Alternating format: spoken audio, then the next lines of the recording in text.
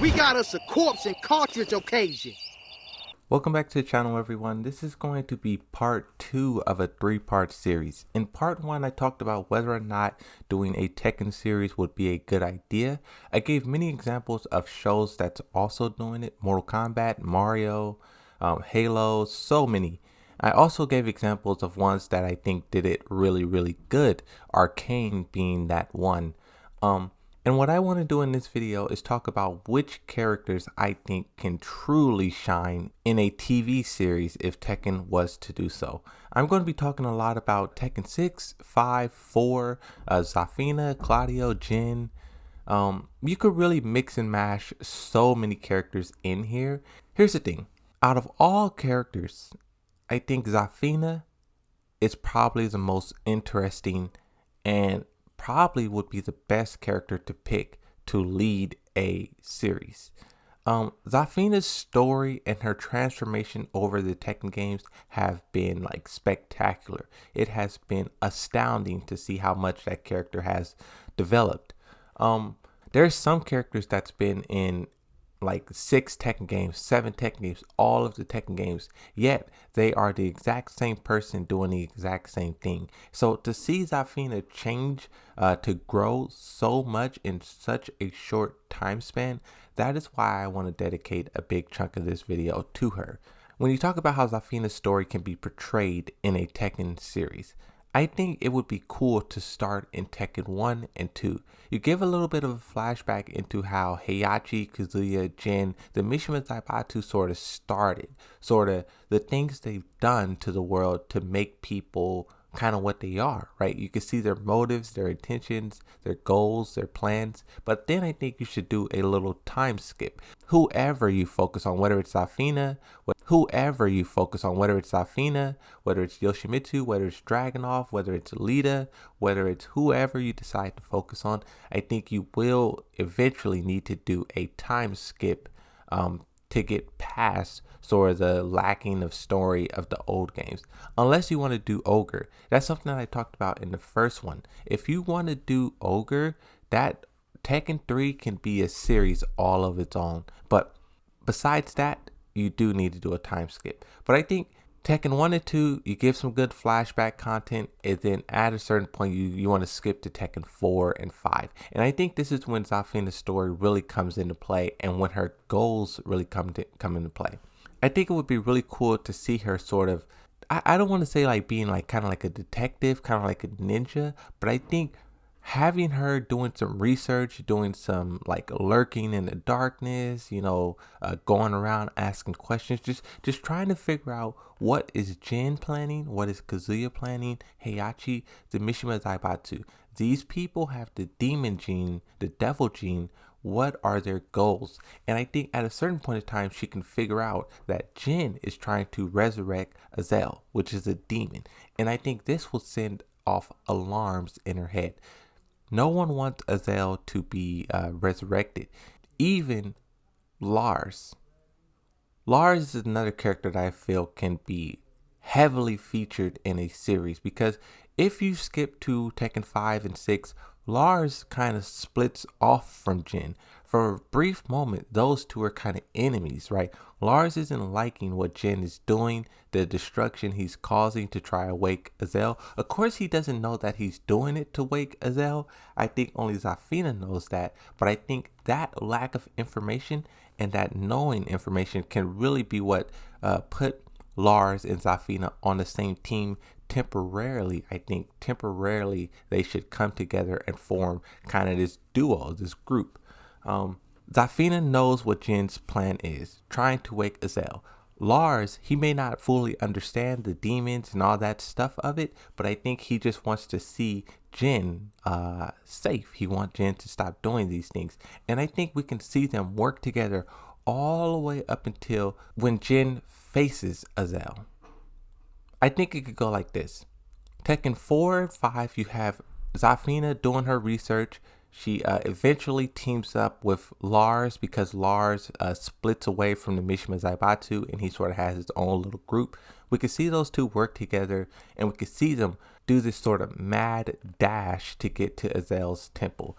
And then in actual canon series, you have Lars and Raven fight Azazel. I think it would be really cool to see Lars and Zafina fight Azazel instead. Or also you could put Raven in there too. It doesn't really matter. But I think to see them both working together to defeat Azazel, but then they can't because only someone with the devil gene can. This is when Jin shows up. Jin shows up, he sacrifices himself as he does in the canonical Tekken 6 story, punches Azazel, falls down the hole. This point is where Zafina and Lars go their separate ways. Lars sees Jin sacrifice and he's like, okay, it's over. Zafina, she's like, I want to be sure. She goes down to the bottom of the hole. She doesn't find Jin, but what she does find is Azazel weakened but healing.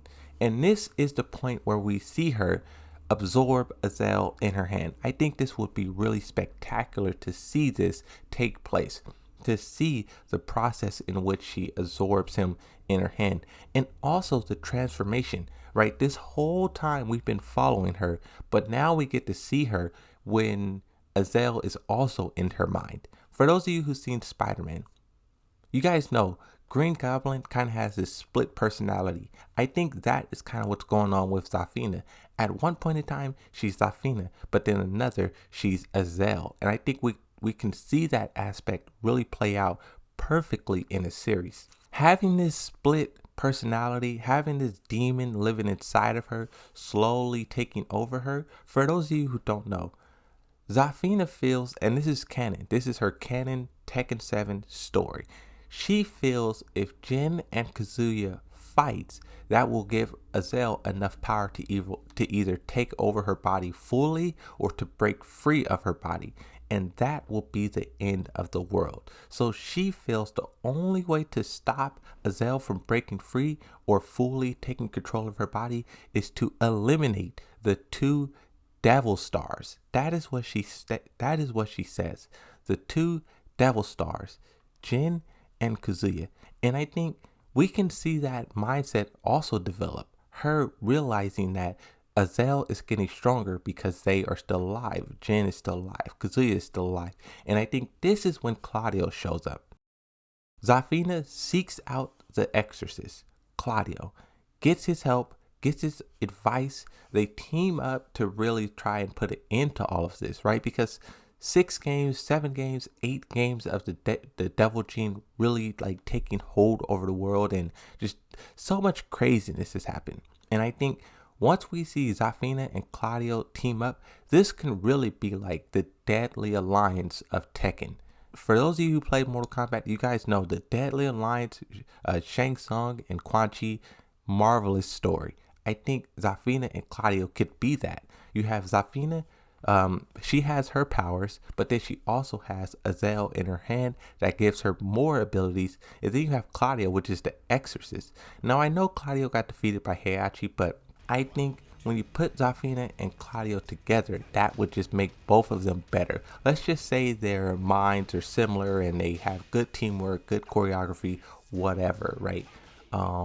The reason why they don't pull Azazel from Zafina is because he would be free. That's what Azazel wants. Azazel wants to be free. So you can't pull him out of Zafina.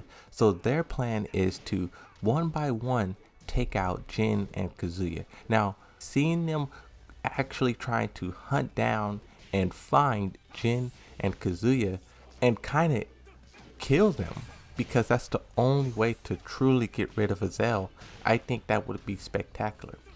Out of all the stories in Tekken 8, I'm most interested to see what Claudio does, Zafina does, and I will also say Jin and Kazuya, because of course they're the main characters pulling all the strings. If you look at the way Tekken 7 ended, Jin is kind of like, he has new purpose. If you look at the way Kazuya ended, he is sort of at the peak of his game. He is like in control of probably everything, Mishima Zaibatsu and G Corporation. I don't see Kazuya defeating Heihachi, who's in control of the Mishima Zaibatsu, is in not swooping in and taking control. I don't see him letting Jin walk in and take it over, right? So that is kind of the dilemma. You have Kazuya, the most powerful man on the planet. How is Zafina and Claudio going to get to him? And then you also have Jin, who is this changed man. He's not the same person that he was. And also, he is very dangerous at this point, hunted by the United Nations, hunted by many different factions for the world war that he called in Tekken 6. How would Zafina and Claudio get to him? I don't know. The reason why I say put the story main focus on Zafina is because her progression. She kind of started off as like a nothing, a nobody, but then we saw her become one of the most important characters in the Tekken universe because she's hold Azel's in her hand. If I had to say another character that I think is very important, of course, Claudio. Of course, I talked about Yoshimitsu and Kunimitsu already. You have the three Mishimas. Of course, they're very, very important. Julia, if they decide to go the ogre route, she then becomes very important as well. And you can also give her a good runtime in the series. So here's the thing. If they did do a Tekken series, it all depends on at what point in time they want to start Tekken 1, 2, 3, 4, 5, 6, 7, 8.